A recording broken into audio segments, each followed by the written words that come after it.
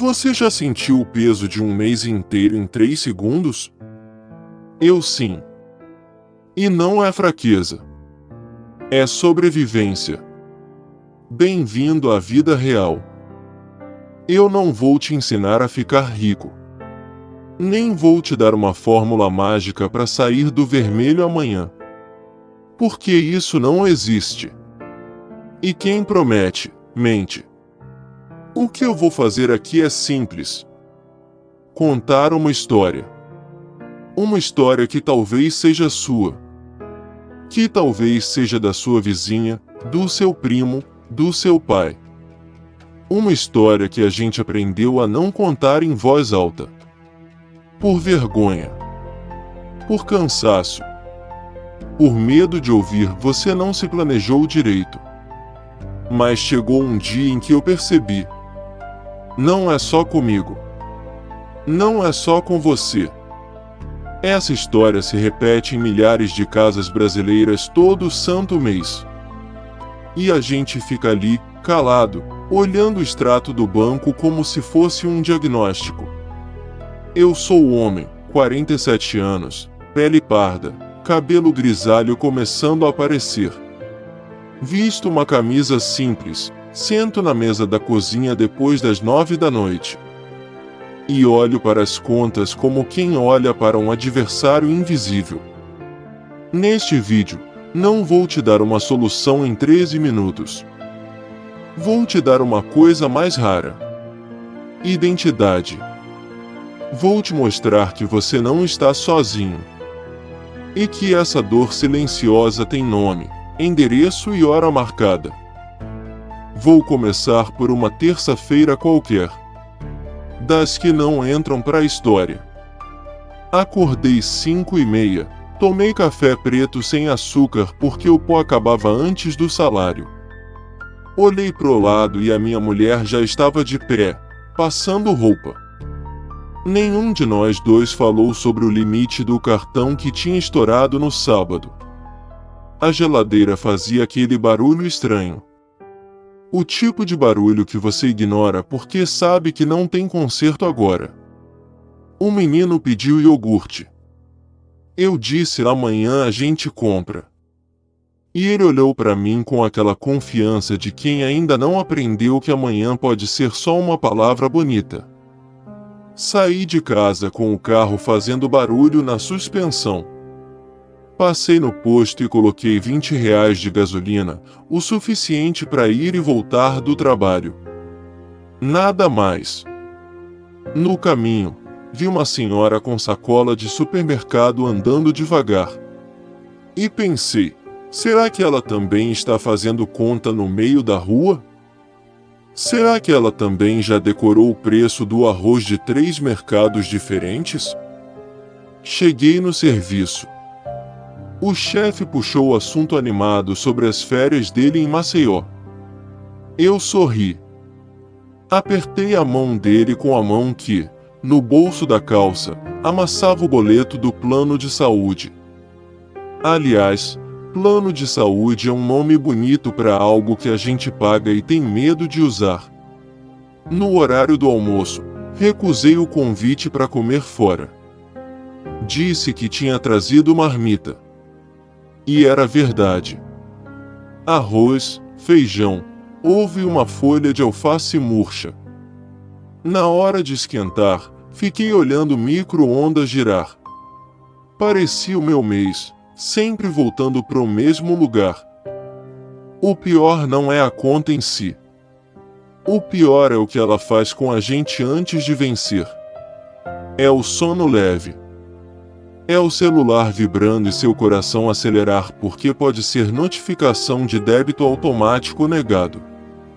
Eu passei anos achando que era só desorganização. Que se eu anotasse tudo num caderno, seguisse um método, acordasse mais cedo, o problema acabava. Sabe o que acontecia? O problema mudava de nome. Às vezes era o conserto do carro. Às vezes era remédio para criança. Às vezes era uma visita inesperada que virava jantar. E aí, No meio do mês, você já está fazendo conta com o que não tem. Pegando dinheiro emprestado de um familiar sem saber quando vai devolver. Usando cheque especial sem nem olhar quanto custa. Dizendo para si mesmo: mês que vem eu acerto. Mas o mês que vem chega. E ele é igual. Só que com um boleto a mais. Lembro de uma noite específica. Chovia muito. Minha filha mais velha estava com febre. O remédio que o médico passou custava R$ 80. Eu tinha 52 na conta. Fiquei parado em frente à farmácia vendo as pessoas entrando e saindo com sacolinhas brancas. Parecia que todo mundo podia. Menos eu. Respirei fundo. Entrei. Perguntei se podia parcelar. A moça olhou para minha cara como se eu tivesse pedindo um empréstimo para comprar chiclete. É só R$ 80, disse ela, sem maldade. Mas foi a frase mais pesada que ouvi naquele mês. Comprei o remédio com o cartão de crédito. Mais uma parcela que eu nem sabia quando começaria a pagar. No banco do carro, antes de ligar o motor, chorei. Não de tristeza. De cansaço. O erro mais comum que a gente comete não é gastar demais. É acreditar que o problema é só nosso. Que a gente falhou sozinho. Que todo mundo consegue se organizar menos a gente. Isso não é verdade. E eu demorei quase 2 décadas para entender. Olha ao redor. O preço do aluguel subiu. O mercado encolheu o pacote de arroz e manteve o preço. A gasolina sobe por causa do imposto, desce por causa da novela e sobe de novo por qualquer motivo. Enquanto isso, seu salário faz o mesmo movimento. Fica parado. E ainda assim a gente se culpa. Ainda assim a gente olha no espelho e pensa: fulano conseguiu, por que eu não? Só que a gente nunca vê o cartão de crédito do fulano. Nunca vê o empréstimo que ele fez. Nunca vê a ajuda que ele recebeu e não conta. O sistema não foi feito para facilitar a vida de quem vive até o fim do mês. Foi feito para manter a roda girando. E a gente, no meio dessa roda, achando que se correr mais rápido, alcança alguma coisa. Sabe o que mudou em mim?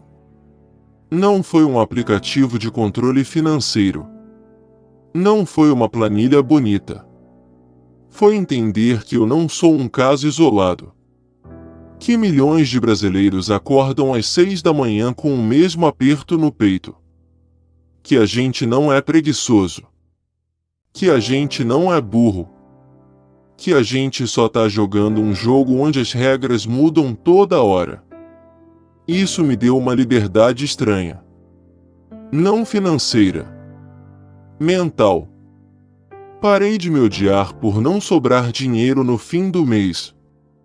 Parei de comparar meu meio do mês com o começo do mês dos outros. E comecei a respirar.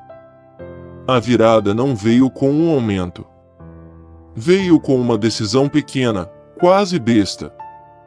Uma noite, em vez de ficar remoendo o boleto do cartão, eu escrevi num papel: o que eu posso fazer agora que não depende de dinheiro? Parecia ridículo. Mas funcionou. A primeira coisa, parei de esconder as contas. Deixei elas em cima da mesa. Abrir aqueles envelopes passou a ser um ato corajoso, não um castigo. Parei de atender o telefone com medo de ser cobrança. Atendo. Pergunto. Negocio. Às vezes dá certo, às vezes não. A segunda coisa, comecei a falar. Não com os outros. Comigo. em voz baixa, na cozinha depois que todo mundo dormia. Eu dizia: você não fez por mal, você fez o que dava. Parece bobeira, mas aquilo foi maior do que qualquer curso de educação financeira. A terceira coisa, mudei a régua. Parei de medir meu sucesso pelo que sobra no banco. Passei a medir por uma noite sem briga por causa de dinheiro. Por um final de semana onde a gente conseguiu passear no parque sem gastar nada. Por conseguir dizer não para um gasto desnecessário sem sentir que estou me punindo. Eu ainda vivo no aperto. Ainda escolho entre carne e frango no mercado. Ainda olho o preço do combustível antes de sair de casa. Mas uma coisa mudou. O desespero deu lugar para uma trégua fria. Não é felicidade. É realidade sem fantasia. E nessa realidade, uma coisa ficou clara. Não dá para vencer o sistema sozinho. Mas dá para sobreviver a ele sem se destruir por dentro. Essa história não é só minha. Não é só sua. É de todo mundo que já fingiu que tá tudo bem enquanto o coração batia mais rápido na maquininha do supermercado. Se você chegou até aqui, obrigado. Não por ter assistido. Por ter aguentado. Por ter se reconhecido em alguma fala, em algum silêncio, em alguma noite mal dormida. Eu não vou te pedir like, inscreva seu sininho com voz animada. Vou te pedir uma coisa mais honesta. Na próxima vez que você se sentir sozinho nesse aperto, lembra que eu também estou aqui. Que a gente tá no mesmo barco furado, remando com a mesma raiva e o mesmo amor. O canal é até o fim do mês. E é isso que a gente faz, chega até o fim. Nem sempre bonito. Nem sempre justo. Mas chega. No próximo vídeo, vou contar o dia em que eu disse chega de uma forma que quase ninguém esperava. Se você quiser ouvir essa história, é só voltar. Eu vou estar aqui. Na mesma cozinha. Na mesma luz amarelada. Com a mesma conta em cima da mesa. Até lá, vai com calma. Você não tá sozinho.